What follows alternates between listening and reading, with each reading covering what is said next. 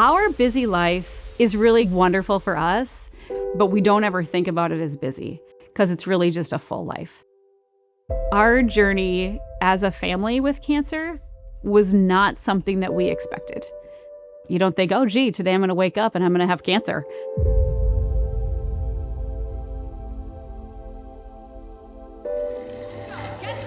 Really, it started out with, well, there's this spin studio down the street from my house. And I started going there, and you could never predict what it would bring.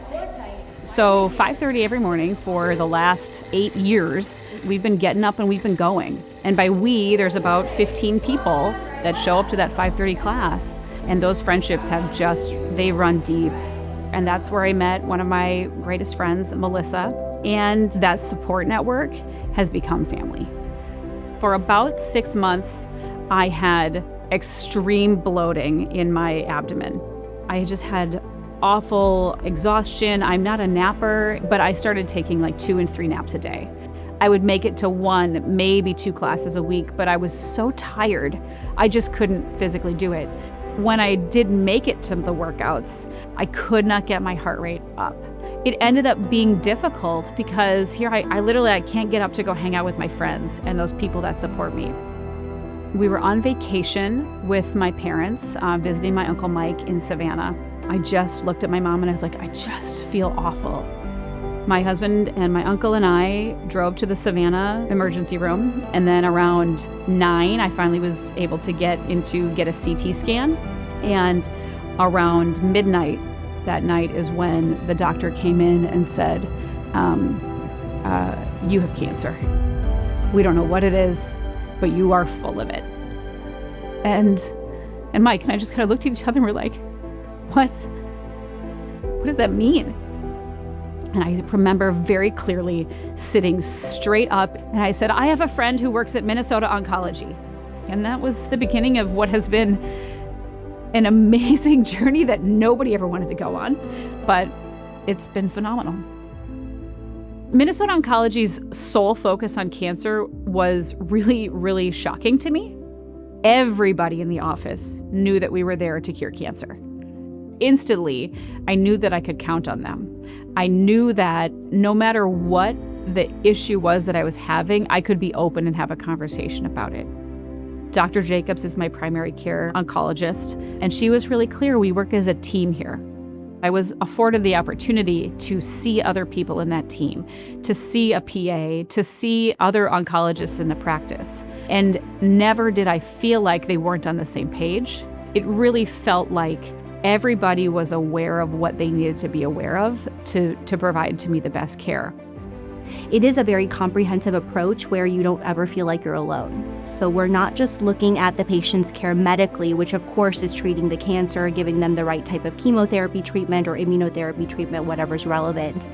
But I also think cancer has such an impact on patients' lives, their families, and I feel like we have a partnership that gives them the confidence to really live their life beyond the cancer. We joked that we had our pity party in that emergency room in Savannah, and then we were like, let's go.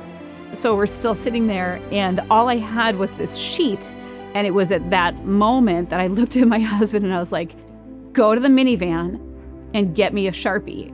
And we just started having people sign it. That was the first thing, is that we were like, we got to make sure that we're conscious of who is in this journey with us. I brought it to every appointment. I made sure to have everybody sign it. My mother joined the quilting ministry. She's always been a phenomenal seamstress and sewer. And she's like, well, why don't we quilt it when it's done? And I was like, well, I don't think it'll ever be done, but I think that's a phenomenal idea. Everybody whose name and message is on that quilt is a link in this chain, is a link in the care that I received from the person who transports you from surgery back to your room, to the oncologist that's making those decisions on what drugs to give you to save your life. They are all equal, and it's been pretty amazing. Right now in my journey, I have no cancer markers, but that doesn't mean that they won't come back. So my particular diagnosis, again, non-Hodgkin's follicular lymphoma, isn't curable in the sense that I will always have it. It is now something I get to manage. Chances are it will come back, in 5 to 10 years. And that's something that we get to deal with in that moment. Having cancer has reshaped a lot of how I think. Because even though I know that I have more time, because Minnesota Oncology has helped me have more time, I'm not gonna squander that time. What are those things that I can do in the time that I have here that are gonna be positive and helpful? I mean, we're just gonna continue to do the things that we now don't take for granted, which is live our lives together. My biggest takeaway with Minnesota Oncology and the time that we've spent together has been probably not to discount my own personal thoughts and feelings about not only my diagnosis, but about how strong I am. It is a place where you can go and you can ask and you can feel safe and you can be who you are and you can be who you want to be at Minnesota Oncology.